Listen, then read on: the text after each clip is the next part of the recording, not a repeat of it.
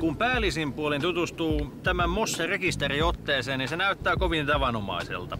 9. päivä huhtikuuta 1980 käyttöön otettu Moskvitch Elite 1500S. Sitten kun tämän pahvin lyö auki, alkaa paljastua koko lailla paljon jännää. Madallettu katto. Takaosa avonainen, jossa 2 ahdinta ja ahtoilman jäähdytintä.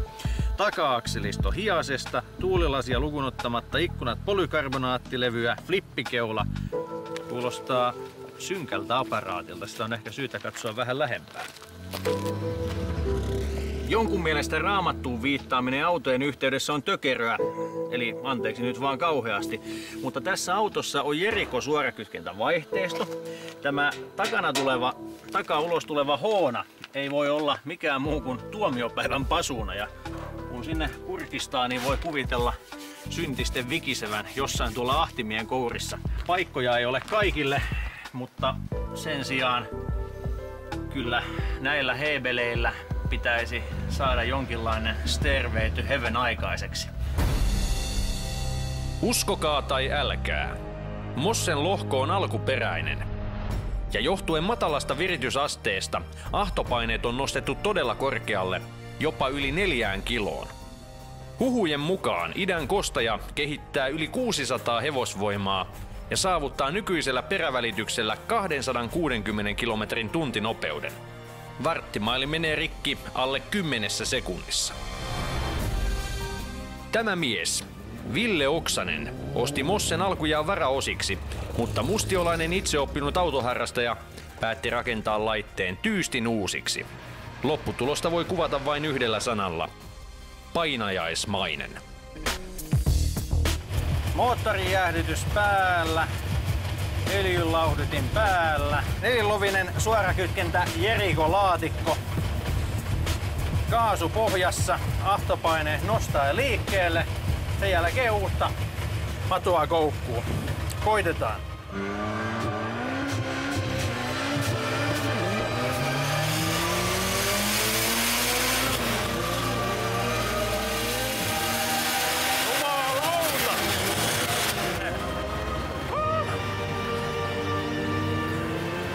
Aivan sairasta. Aivan absoluuttisen sairas aparaatti. Eihän tällaista olekaan.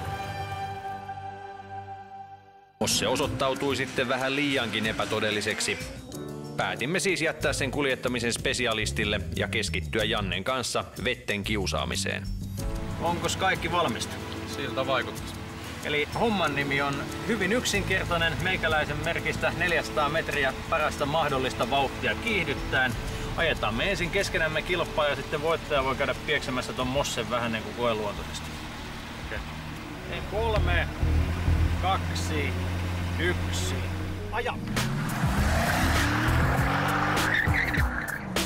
Miehekkään kuminpolton saattelemana ala-ammattilainen lähtee liikkeelle. Nyt tulee hyvä loppunopeus. Voi tulla synkkä aika. Ai ai. Mitä veikkaat? Mikä tuli ajaksi? Olisiko mennyt 13 jopa alle? Ihan ei mennyt alle, mutta aivan karvan yli 13. Loistava arviointikyky. Paljon sulla oli loppunopeus? Se 190. About. Tästä tulee tiukka vääntö.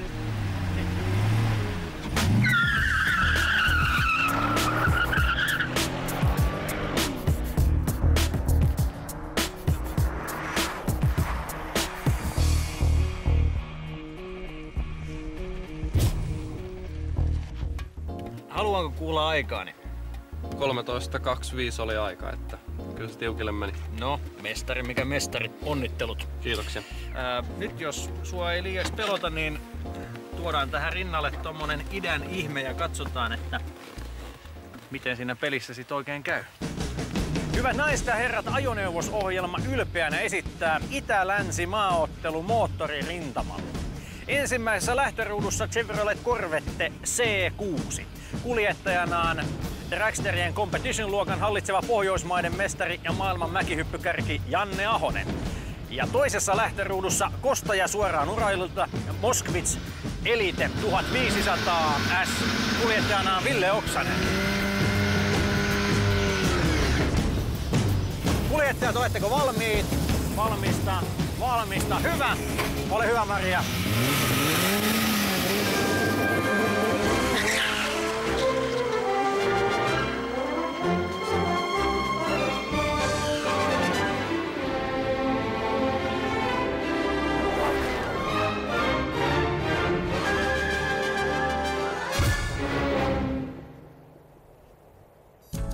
Tällainen älykäs urheilujournalistinen kysymys, että miltäs nyt tuntuu? No niin, siinä kävi niin kuin arvasikin. Ei pärjännyt venäläisille tällä kertaa. Oliko jossain vaiheessa semmoinen tunne, että tää tästä vielä syttyy? No eipä oikein, että kyllä se muodostui se ero siinä heti alkuunsa. Niin, mitä me ollaan, Janne, tästä ikään kuin opittu, että pitäisikö sittenkin alkaa katsomaan toiveikkaasti rajan taakse vai? Vanhassa vara parempi.